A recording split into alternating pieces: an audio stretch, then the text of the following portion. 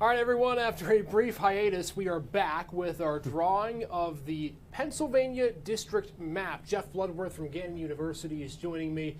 And Jeff, we've made it through 9 districts. And for those of you who are just joining us who didn't watch our first Facebook Live video, what we're doing here is we're redrawing how Pennsylvania draws its congressional map.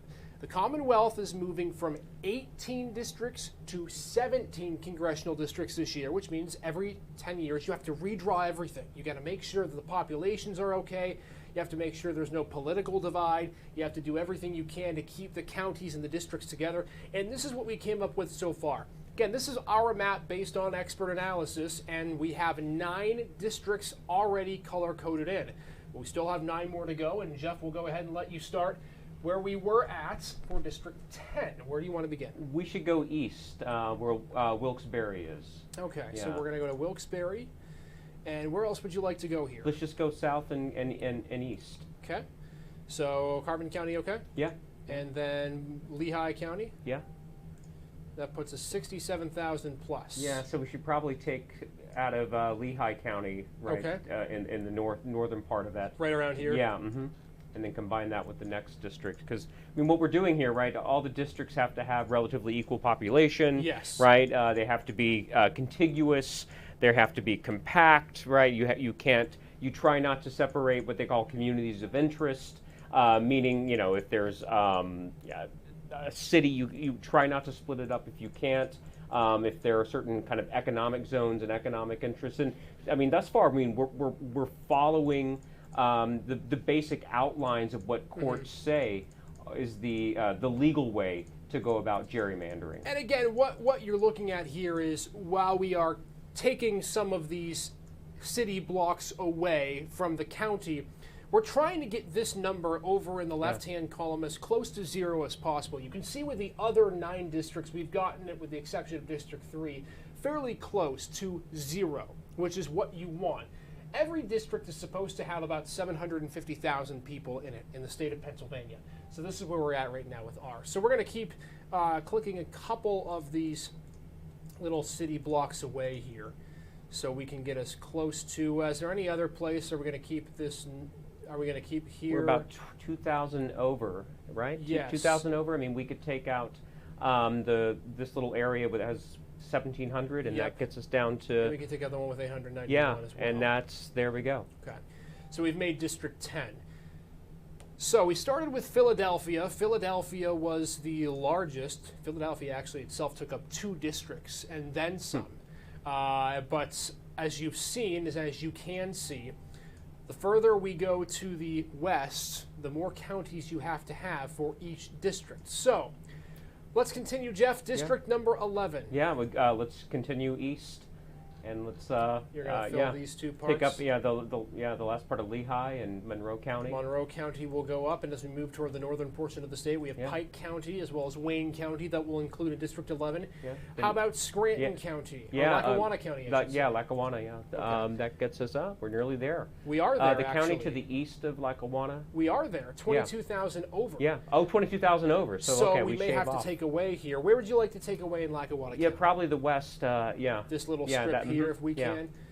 All right, so we're going to try our best to take away the little western strip of Lackawanna County. And again, it's just a tedious job getting rid of all of these little.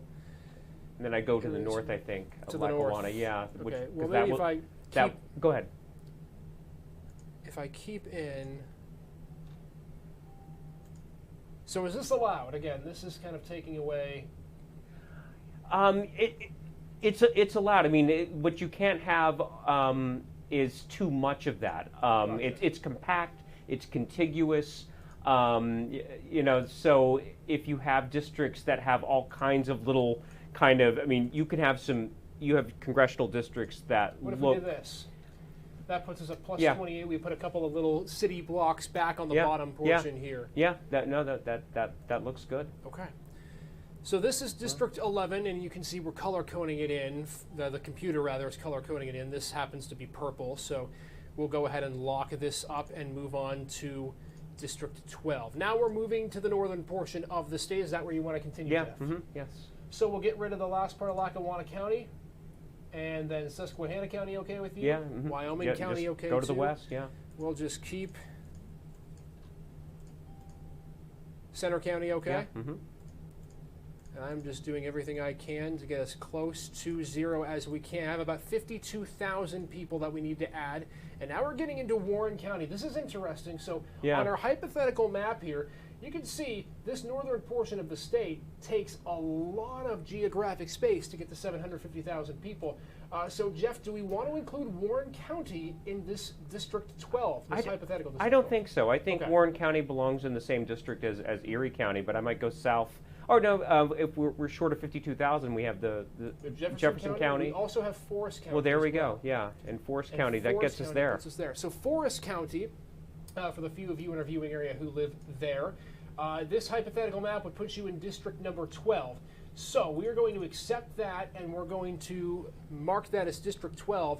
And as you can see, I want to pull up really quickly our congressional map that's happening now.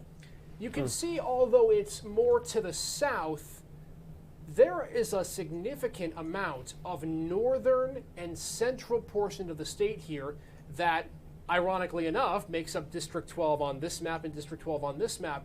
But you can see, again, and Jeff, this kind of goes to talking about how important the eastern portion of the state, the northwestern portion of the state, and the southwestern portion of the state is, because you have this gigantic area that makes up just 2 districts. Yeah, no, it's a gigantic congressional district, and you know, what the court does want is to have these districts as compact as possible. But when the population is sparse, there's not much you can do, which means for the particular member of Congress, that is just extraordinarily difficult to come home on the weekends from D.C. and to tour the district.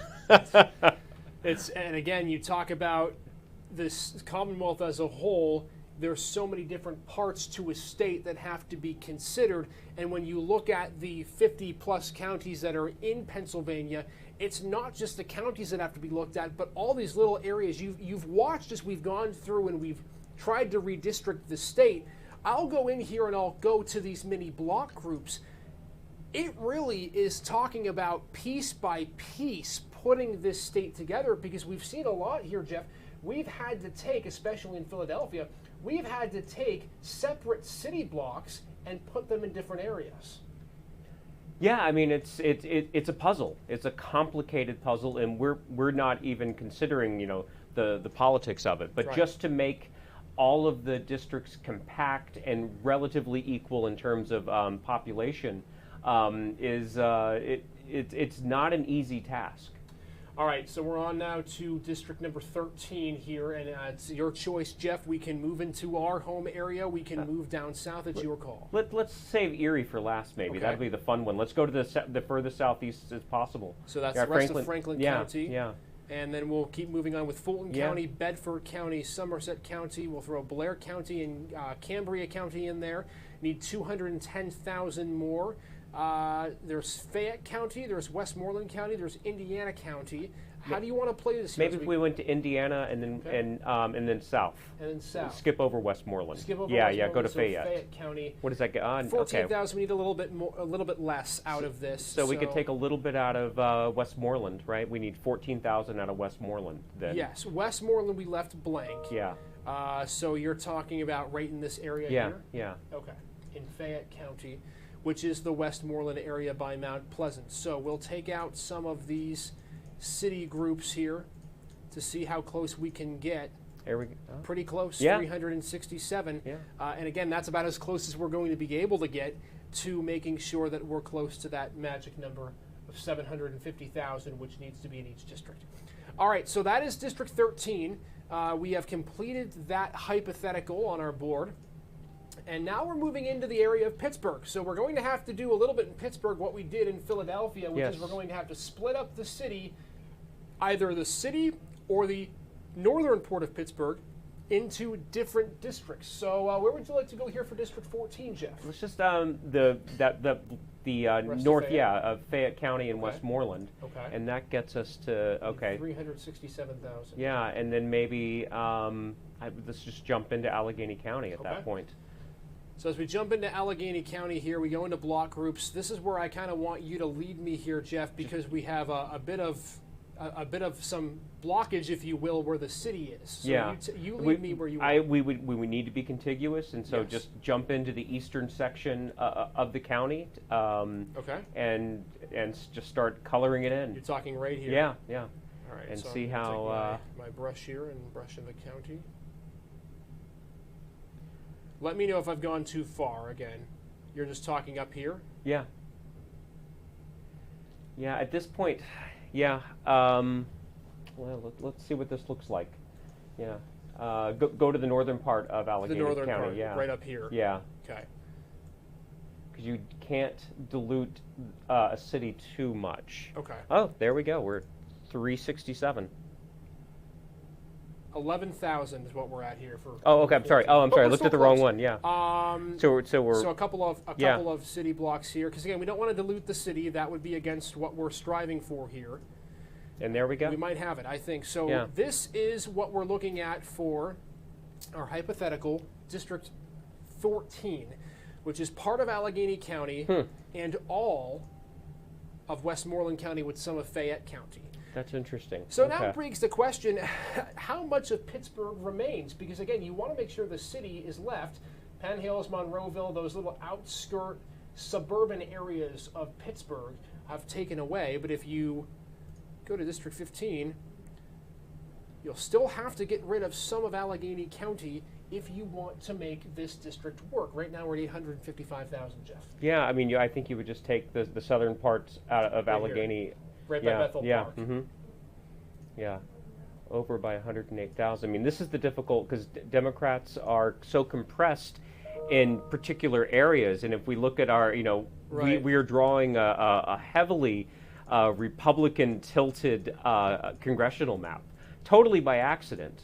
So the Republicans who are watching are probably quite happy with this map. Democrats, not so much. So, and for the people who have just joined us, explain why this would be a Republican-friendly map as opposed to a Democratically friendly map here. Well, as the districts are drawn, we can see the tilt, and anything that's like District 6 is a Republican +3 district, and that's the same with District 5. Those are districts that are actually competitive, right? I mean, that are going to probably switch back and forth between Republicans and Democrats. Sure. But it looks right now we're at 9 Democratic districts, 9 Republican districts. But now we're seeing R+17, R+16. I mean, these are just districts that a Democrat is just almost never going to win, and we have more Republican districts than Democratic districts, and it's kind of the inherent advantage Republicans have because they just live in more sparse areas, and Democrats are super concentrated in the cities, and it just gives a party that has more rural power. It's just they're going to have an inherent advantage when you draw the districts. And it is interesting because we just shaded in District 15, which is the majority of Pittsburgh, and you look at this and it says Democrat +11, but on our hypothetical map here, the one we're just creating to see if we can draw the districts, if you're Republican, my guess is that you would take that +11 in Pittsburgh. Oh yeah, because you're packing all the Democrats in there, right? And those Democrats are not in another district. If you're a Democratic state legislature, what you would do is you might draw that maybe a D+5, safely Democratic, but then you're moving out Democrats into another district. Like you could move them into District 14, and that would make it an R+4 district, which is that's a swing district. And look, good government people like myself would argue what we need are more districts that are R+2 or D+2, because you want to have candidates who are going to appeal to where most voters are, which is in the middle. And you can see we have a couple of districts here, District 5 and District 6, that are swing districts. You have an R+3 here, an R+3 here. I believe there's one. There are not really many Democratic. We have a D7, which is, and again, I mean, look, that's almost always a Democrat will win that, but it's not so heavily tilted that it's not the only politics. When the only politics that exist are in the primary, that's when you get congressional representation that really doesn't represent most voters in the state. And so, you know, we're building this map, and I think after you built it, you might want to look at and see how many R+20s or D+15 districts you have, because those are the kinds of districts where you're more, the member of Congress is only going to answer to the most extreme elements of their particular party. That makes sense. And again, we just want to make a disclaimer here, as we've said throughout this entire video. We are not saying this is what the map should look like. We are simply, and I'm following the lead here of Jeff Bloodworth, we are simply trying to draw a map that we believe could potentially be fair just based on population size. Our goal really is to make sure that these numbers are as close to zero as humanly possible. And we've done a pretty good job of that with still 2 districts left to go. Yeah. Jeff, I'm going to let you go ahead and pick District 16 here, because we do have some of the southwestern portion of Pennsylvania, and then of course moving up forward into Erie. Yeah, let's just go south of Pittsburgh and you know, take the rest of Allegheny County and the contiguous counties and see how close, you know, where we end up. We're what, 222 under. So you know, the county north of Pittsburgh and just of Allegheny County. Okay, so we're moving here, and this is Butler County. Butler County, yeah. And so Butler County now puts us at plus 52,000, so we will have to take some of Butler County away. So the northern parts of Butler would be put into a district with what would be our home congressional district then. All right, so if we take away some of the northern portion of Butler County, this is interesting, and we'll show you in a second how much this map could look similar to what it is now, especially for Erie County. Still need 24,000 in Butler County.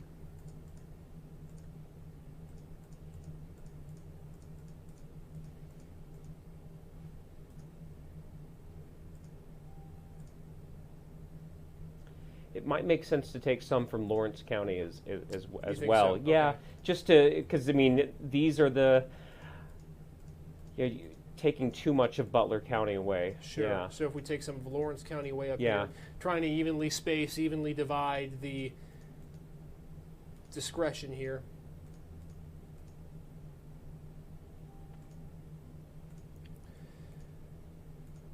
Well, if we have this at 2,000. Yeah. Okay. Think that could work? I think that works. Yeah. So some of Lawrence County and some of Butler County would be going into the county with Erie.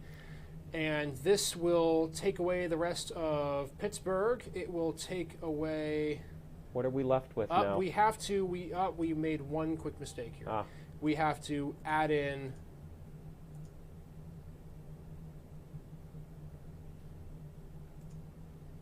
We have to add in a couple more little counties here, or little city blocks, and then potentially take away 2 more in Butler County. We just want to make sure the math is right. If it will load for us. So close. And this has happened a couple of times where we've had to go back and we've had to make some changes. There were a couple of city blocks in Philadelphia that we hadn't yet filled out.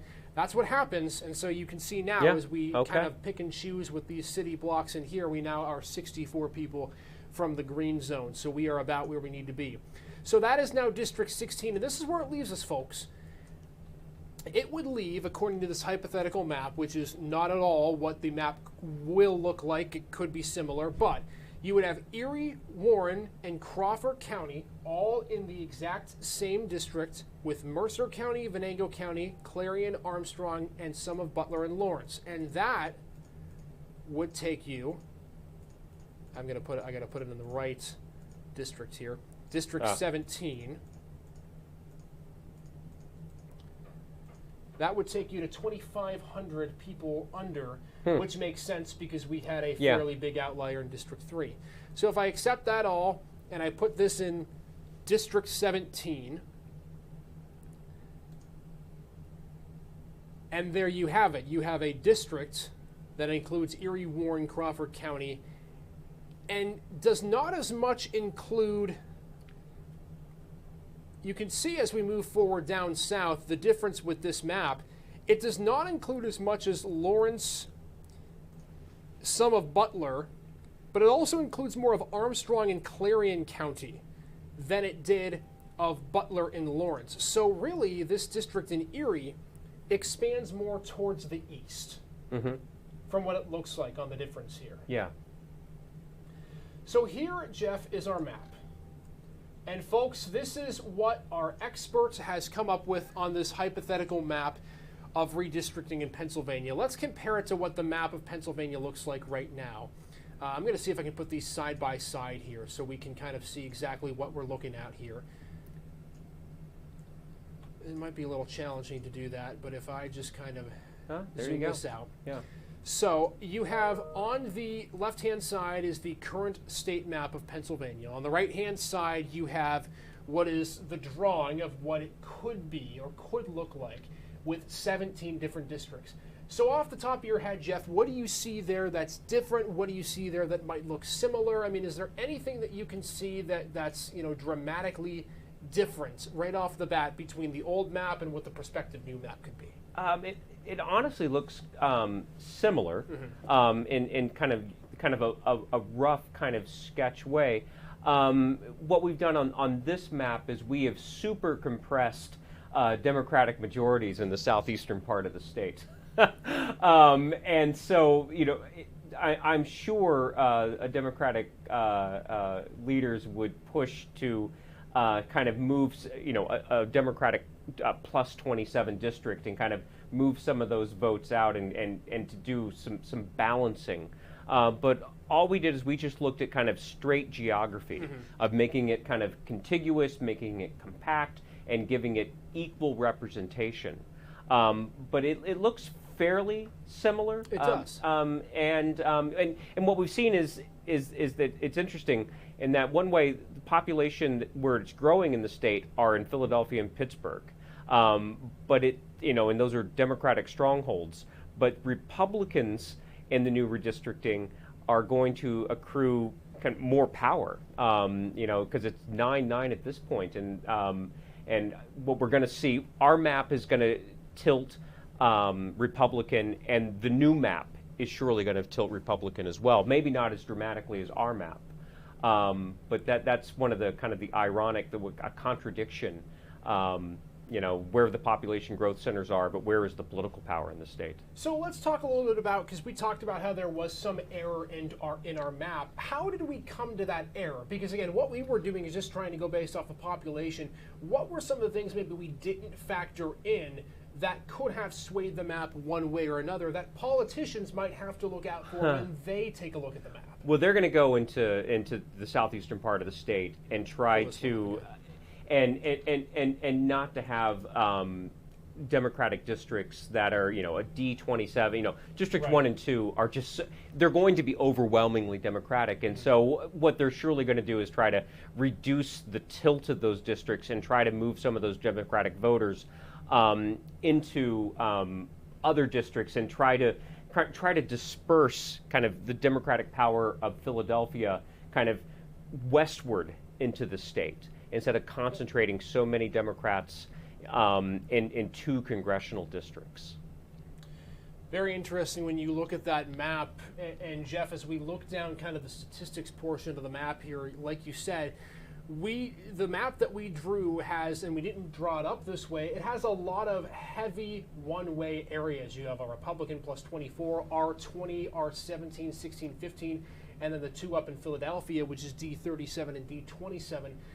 How do you think, since we've done this exercise and now we have an idea of, okay, it's not as easy as it looks, how much guess and check, for lack of a better word, is needed? How many times do you have to revise a map like this to make it as fair as possible? Oh, again and again and again, and then you make it as fair as possible, and then it'll be challenged in the courts. But I mean, this is the reality of contemporary American politics, contemporary Pennsylvania politics. When I moved to Erie 15 years ago, Western Pennsylvania, lots of rural areas were staunch Democratic strongholds. Yeah. They're just not anymore. So once upon a time, you would have, areas where there was lots of coal mining, for instance, Sure. would still be ancestral Democratic strongholds. And what we see now, and especially in the last 10 to 15 years, is that rural areas have become, total Republican strongholds. and urban areas are Democratic strongholds. And this is a map that's going to kind of be, I think, replicated across the nation. There's so few areas where you have urban areas that are Republican strongholds. Dallas, Cincinnati, I think, are the last two major American cities where Republicans can still be considered kind of the majority party in those urban regions. And rural areas are almost, except for the Deep South, where there's heavy African American populations, rural areas are almost never going to be Democratic strongholds. And so you're going to see these kinds of tilts in the district, which I would argue is unhealthy for politics. You don't want the political races to be decided only in the primaries. Sure. You want these, these R+3 districts, or a D+7 is probably never going to flip to a Republican. But what you want to do is you want to have kind of low single digits. But that's really difficult, because what you can't do is you can't strip mine cities, right, of Democratic voters and kind of try to place them in, into a strange congressional district where, because the map isn't compact, it's not contiguous, the community of interests are not there. And so it's become increasingly difficult to have districts that don't have these enormous tilts. And we'll see if Pennsylvania is able to rectify that. The last question I have for you, Jeff, before we sign off here on Facebook is, if you had to list the biggest issue, the biggest hindrance at building a map like this, gerrymandering not included, because we know there's going to be some of that. If you're a lawmaker, what's the biggest challenge to putting a map like this together? The biggest challenge, if you're taking politics out of it? Taking politics out of it. I mean, if you take politics out of it, right? I mean, what you could just do is let a computer do it. Sure. So it'd be the answer then all politics? Yeah, I mean, look, I mean, this is why so few states kind of turn them over to nonpartisan commissions, and this is why it's not turned over to essentially a computer that could draw the districts, because I mean, look, this is about brute political power. And it's about, who is going to go to Congress and bring federal dollars home. Mm-hmm. And so in the history of the world, you ask, hey, human, do you want to kind of give up the power that you have and turn it over to someone who's kind of a non-interested party? And their answer almost always is no. So redistricting is intensely political. Without the politics, it would be a relatively kind of easy thing to do, and that the movement is for redistricting to take the politics out of redistricting and to turn it over to nonpartisan kind of commissions, which have they have some political interests, but that's not the overriding concern. Well, Jeff, I will tell you, if you want to move back into the picture sure. here, this has been, you can move over closer to me. Okay. This has been a fun exercise. Obviously, I think if there's one thing that anybody can take from a map like this, and of course we just built this on a whim, I am not a political expert, Jeff is, but I'm just here and I'm fascinated by this map. I think if there's one thing that we can definitely say is for certain, it's not easy to draw a map like this, especially when you're losing another district. You're going from 18 to 17 congressional districts. So, I mean, again, as we close here on our Facebook Live, what's the future look like for drawing the redistricting maps? I mean, is it going to be something along the lines of it happens pretty quickly, or is this going to drag itself out? Oh, this is going to drag out. I figure that's what you would tell me. When you don't have a nonpartisan commission, this is going to be bare-knuckle politics. Republicans have the upper hand because they control the state legislature.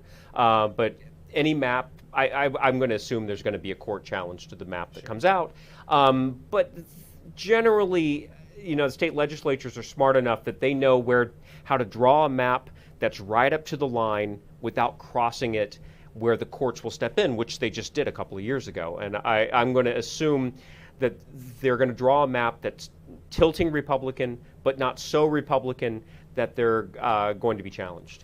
Does it affect at all, in your mind, assuming the Republicans do get their way with the drawing of the map in the legislature, does that mean it's likely that they control the state legislature for the next few years and potentially flip Pennsylvania red in 2024?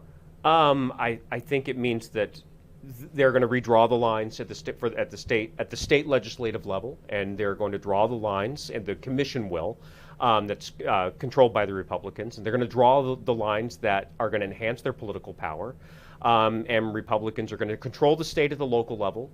And at the presidential level, we'll see. Will Pennsylvania at the presidential level continue to be purple, or will it go back to its kind of traditional blue in presidential politics? I mean, that's really about where the Democratic Party and Republican parties kind of go in terms of, where the voters in Pennsylvania are. We will see. All that we know is that right now the legislature has a lot of work to do because they now have an entire state with 12 million people plus, and they only have 17 congressional districts to be able to fit them inside. So we'll see what happens with Erie. Will our map look anything similar to the one that's drawn officially in the coming months or even coming years? We'll figure that out as we go. Jeff, I want to thank you for coming along.